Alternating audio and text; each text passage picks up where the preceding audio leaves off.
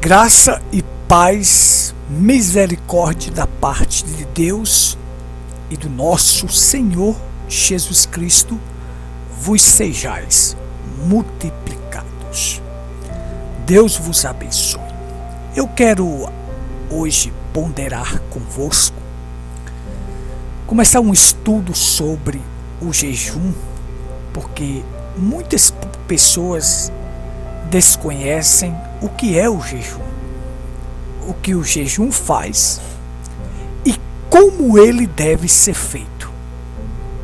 Então eu quero ponderar convosco, porque isto não é ensinado pela liderança, onde deveria ser para que as pessoas fizessem da forma correta, fizesse o jejum da forma correta, uma vez que o jejum sobre a direção do Espírito Santo, ele traz coisas maravilhosas. Acontece coisas maravilhosas na vida de um ser humano, no seu lar, na sua família, em si. Coisas grandiosas e maravilhosas vão acontecer, desde que seja feito da forma correta, da forma que Deus manda. Eu quero só ler uma escritura para fixar aqui a nossa base. Quando Natã foi até Davi e falou aquelas palavras para ele, em 2 Samuel capítulo 12, disse assim: Todavia, como por efeito desta grande ocasião para os inimigos do Senhor, blasfemarem, também a criança que te nasceu certamente morrerá. Natã partiu para sua casa, e o Senhor feriu a criança que a mulher de Urias deu a Davi, e ela ficou muito enferma. Davi então buscou a Deus pela criança, e Davi jejuou, entrou e ficou prostrado a noite toda sobre a terra. Muito bem. Aqui nós temos o jejum de Davi pela vida daquela criança que foi ferida. Nós vamos adentrar nisto aí para nós entendermos. Mas primeiro eu quero dar para vocês a definição do que é jejum. Porque as pessoas pensam que jejum é só fechar a boca do alimento, mas não é isso. A palavra jejum vem do hebraico, que quer dizer tesum. Tesum. Esta é a pronúncia que nós damos aqui no português. Nós podemos dizer, é um T, um S, um U, um W e um M. Então, soletra como, pronuncia-se como tesum. Que significa cobrir a boca. E podemos dizer assim, cobrir a boca. Mas cobrir a boca de quê? De todas as coisas. Observe. Refere-se a um silêncio especial, a um silêncio. Quando você está em silêncio, é porque você está com a boca fechada. Agora observe comigo. Cobrir a boca não é só cobrir a boca de alimento, porque tem pessoas que jejuam do alimento, mas estão falando da vida alheia. Você acha que isso vale? Isto é válido? Não. O jejum tem que ser um ato voluntário. Ele não pode ser uma coisa que seja mandada por outra pessoa. Só quem te pode levar ao jejum é o Espírito Santo. E nós vamos explicar isso aqui de acordo com a mensagem do profeta e com a Bíblia. Quem te leva ao jejum é o Espírito Santo. O profeta falou isto. Não é homens que vai te levar ao jejum. O jejum ele tem que estar sob a direção do Espírito Santo. Então este cobrir a boca, guardar silêncio, se resguardar, estar em oração e jejum, O jejum sempre deve ser acompanhado da oração. Não é você dizer que está jejuando e conversando com fulano, conversando com ciclano, dando risada, fazendo isso e aquilo, não. Resguardado. Jesus ensinou, entra no teu quarto, jejua para que ninguém saiba que tu estás fazendo aquilo. Observe. Porque a palavra jejum quer dizer cobrir a boca. Você sabe que a maior ferramenta de destruição que existe nos seres humanos é a língua. É uma pequena fagulha que põe em brasa tão grande selva. O apóstolo Tiago disse isto. Veja só. Tiago disse isto. Então observe.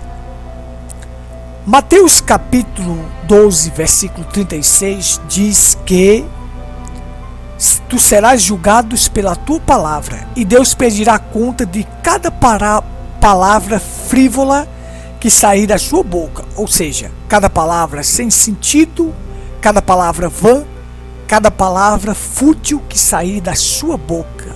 Provérbios capítulo 18, versículo 21 diz que morte e vida está no poder da língua. Quem bem dela utiliza, comerá do seu fruto. Então observe, esse é o instrumento que as pessoas usam para destruir vidas. Agora veja, o jejum não é o resultado de uma carga. Não. É a causa de uma carga. Ou seja, o que é que nós temos aqui? Davi estava passando por uma carga pesada quando ele pecou com Betseba e gerou aquele fruto do adultério. E aí o menino foi ferido de morte. Aquilo foi uma causa que levou Davi a colocar o rosto em terra e clamar a Deus pela vida do menino. Então Davi foi jejuar, entrou, ficou prostrado, clamando pela vida do menino. E os anciões tentavam falar com Davi, mas não conseguia. Depois que o menino morreu, eles foram. Então os anciões ficaram com medo de falar com Davi, de dar a notícia que o menino tinha morrido. Porque os anciões disseram assim: ora, se o menino vivo ele não falava conosco, imagina depois de morto. Mas aí, quando Davi soube que o menino era morto, soube que o menino era morto, então Davi se levantou da terra, banhou-se, se ungiu e trocou de indumentária, e entrou na casa do Senhor e adorou. Então ele veio à sua própria casa, e quando ele solicitava, eles punham pão diante dele, e ele comia.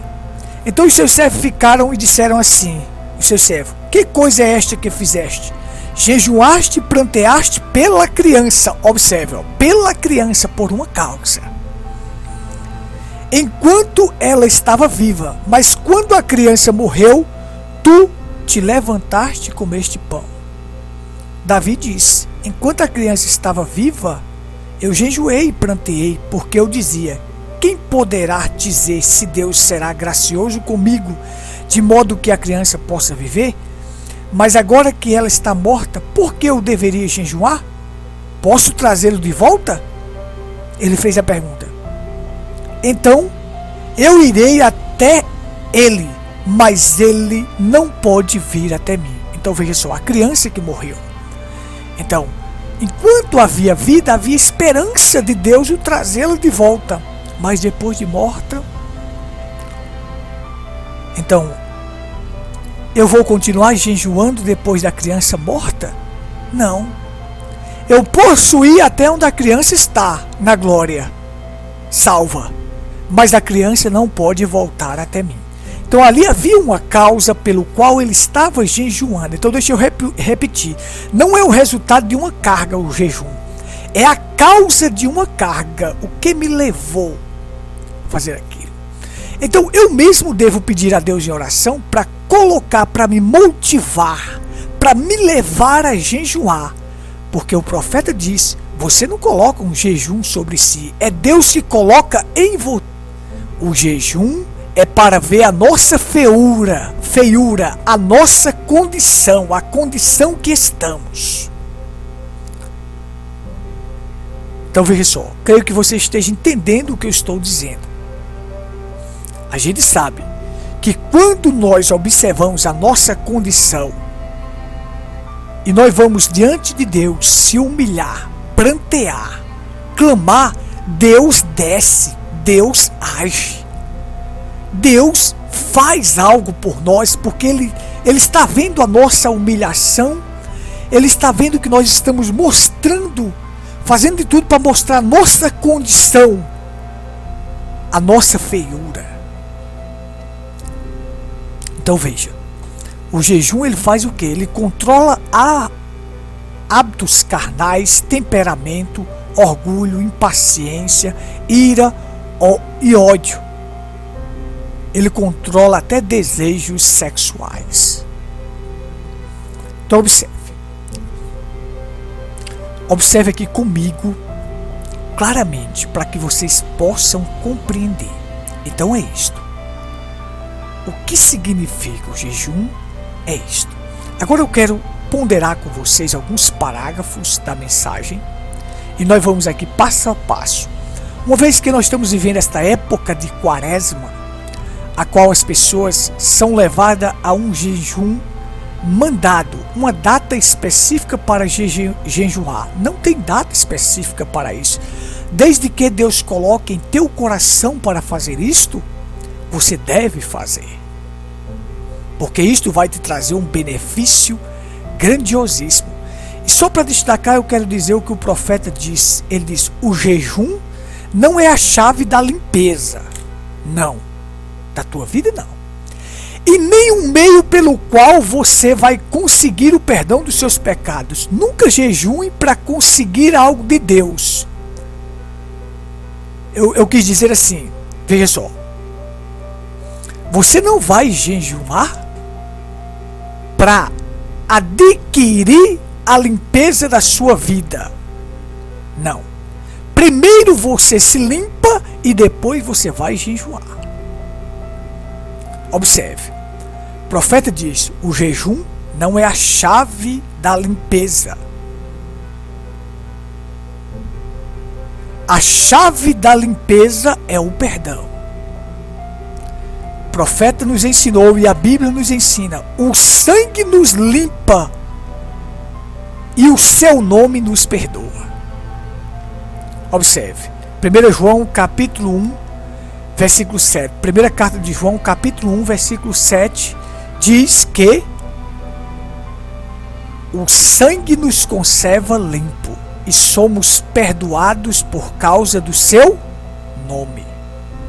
Então veja só.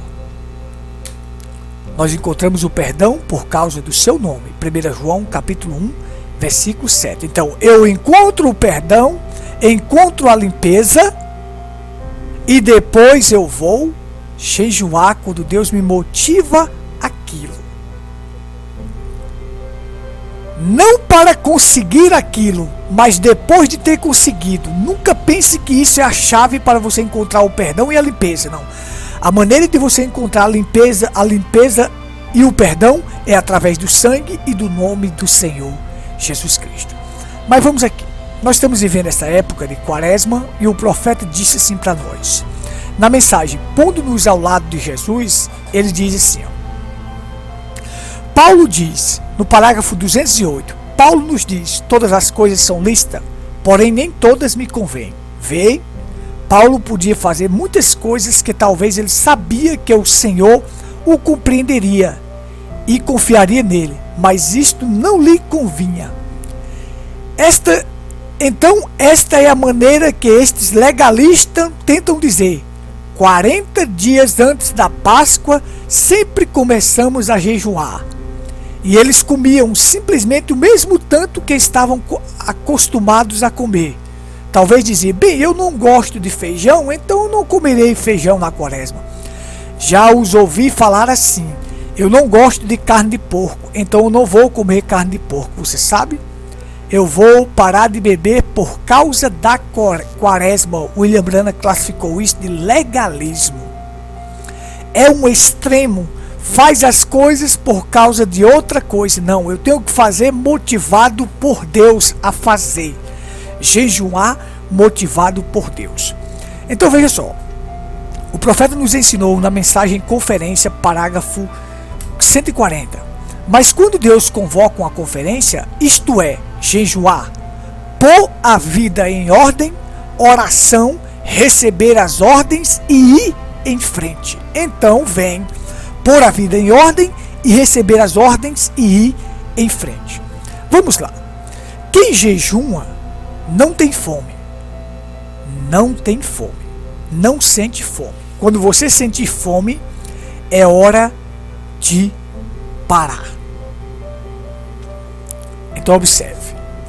O profeta disse assim na mensagem Testemunho e Levante do menino morto na Finlândia. Ele disse: eu somente comecei a chorar. Eu não sabia por quê. Eu tinha jejuado alguns dias e eu comecei a sentir como se estivesse com fome. Normalmente no jejum eu nunca sinto fome. Se você sentir fome, é tempo para comer.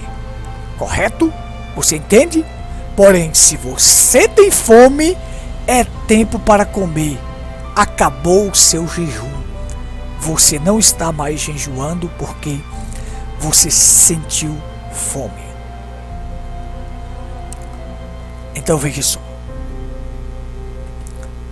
O profeta nos ensinou que Jesus, depois de jejuar 40 dias e 40 noites, teve fome. Então o jejum dele acabou. Ele foi tentado pelo diabo durante os 40 dias e os 40 noites. Então você vê, ali ele foi tentado pelo diabo, lá no deserto. Nos 40 dias que ele jejuou, ele não teve fome, mas depois ele sentiu fome. Então o diabo veio com um ataque mais forte. Por quê? O profeta nos diz na mensagem Hebreus capítulo 4, no parágrafo 107, ele diz: mas quando Jesus saiu do deserto 40 dias de jejum, ele estava com fome. O único ponto fraco que ele tinha, e o diabo chegou para ele e disse: se tu és o filho de Deus, transforma estas pedras em pães. Faça um milagre aqui. Deixe-me ver você fazer isto e eu crerei em você. Então, depois que ele saiu do jejum, ele teve fome. Porque quando a pessoa sente fome, não é mais jejum. Acabou-se. Você não está mais jejuando. Quem jejuma não sente fome. Então aí você tem claramente nas escrituras. Vamos lá para que meu tempo venha, para que dê tempo eu terminar este estudo em meia hora. Quero deixar outro ponto aqui para vocês. Não vá para o jejum se não for conduzido, guiado e levado pelo Espírito Santo ao jejum. Não vá para um jejum de si mesmo.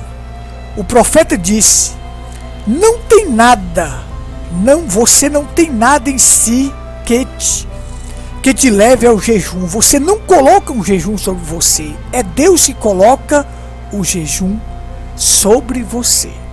Então veja só. Ele disse assim, para ficar mais claro: não há nada no mundo para lhe dizendo para jejuar, ao menos que Deus, a menos que Deus lhe diga para fazê-lo. Então tem que ser motivado por Deus. Vamos lá. Na mensagem série Israel e a Igreja, parágrafo 111, o profeta diz pra gente: Deus, balance esta pequena igreja como nunca antes, que o Espírito Santo tome a cada pessoa aqui, levando-a a jejuar e a orar, e inclinar a face dia e noite, clamando: Senhor, até que um avivamento à moda antiga se rompa aqui, Senhor, e varra tudo por aqui e envie-nos um tempo à moda antiga, que traga homens e mulheres de volta a Deus. Conceda isto, nós te pedimos isto no nome de Jesus. Olha, observe o que o profeta diz para nós, que o Espírito Santo tome a cada pessoa aqui, levando-a a jejuar e orar. Quem leva? Quem motiva? Quem coloca em você o jejum? Deus. Quem coloca em você a oração? Deus. Quem te motiva a cair aos prantos na madrugada? Deus. Se você não está motivado a isto, então peça a Deus para te motivar. Peça a Deus para te levar a fazer isto. Então aí você vê. Mais outro parágrafo aqui para nós compreendermos. Na mensagem Paradoxo, capítulo 55. Eu estou dando os parágrafos para ficar claro, para que alguém não tenha que dizer, isto são as palavras dele. Não. Na mensagem Paradoxo, parágrafo 55.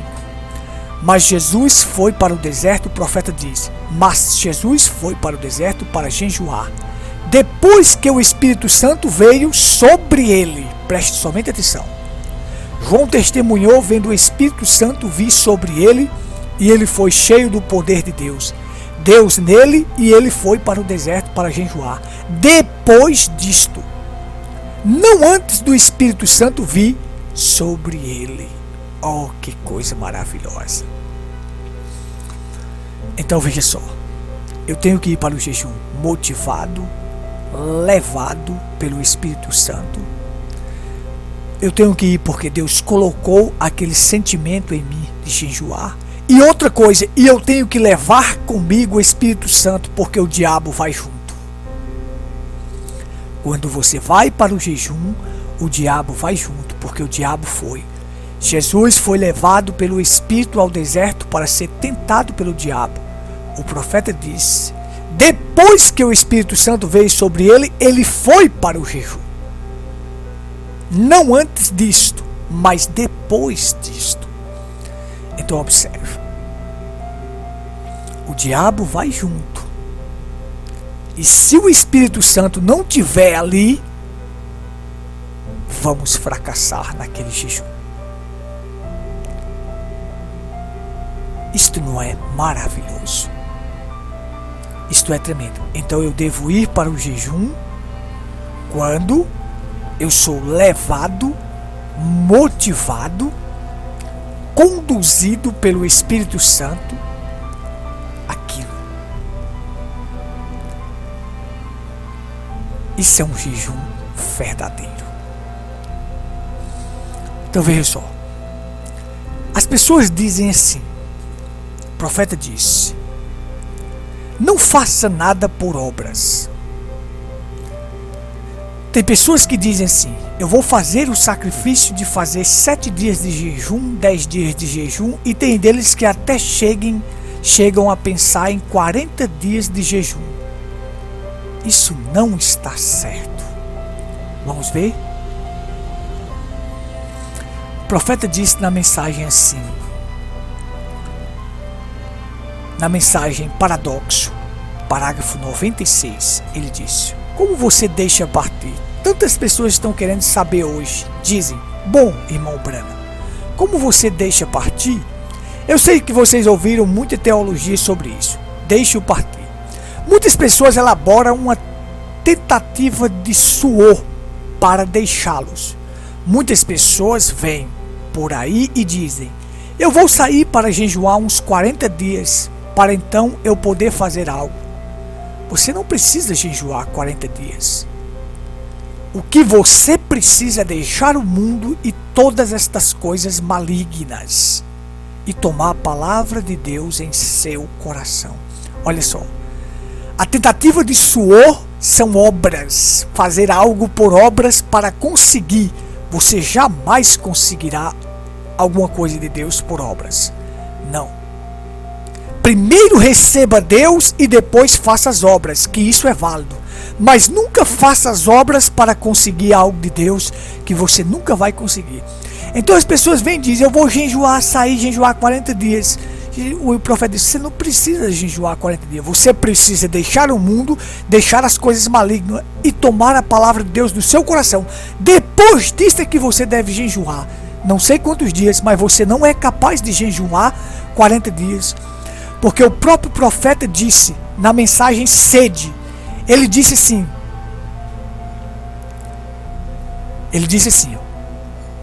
Que as pessoas que dizem assim: eu vou jejuar 40 dias. Ele disse: você não pode jejuar 40 dias.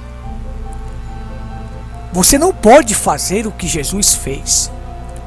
Eu suponho que você possa viver sem alimento durante esses dias, mas você não poderia ficar este tempo todo sem água. Você simplesmente se secaria e morria. Isso é loucura, isto é utopia, isto é sacrifício.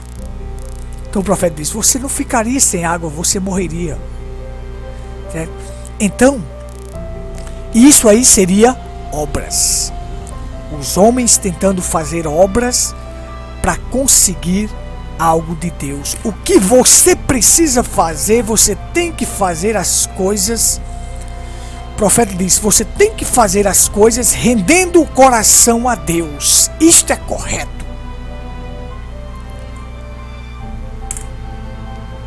Mas que todos nós devemos pedir a Deus para colocar em nós, nos motivar a jejuar e a orar, devemos, porque isto trará grandes benefícios para as nossas vidas. O jejum, ele alarga o caminho. O que o jejum faz? Ele faz com que o homem exterior, o homem de fora, a carne, se define e o homem interior cresça.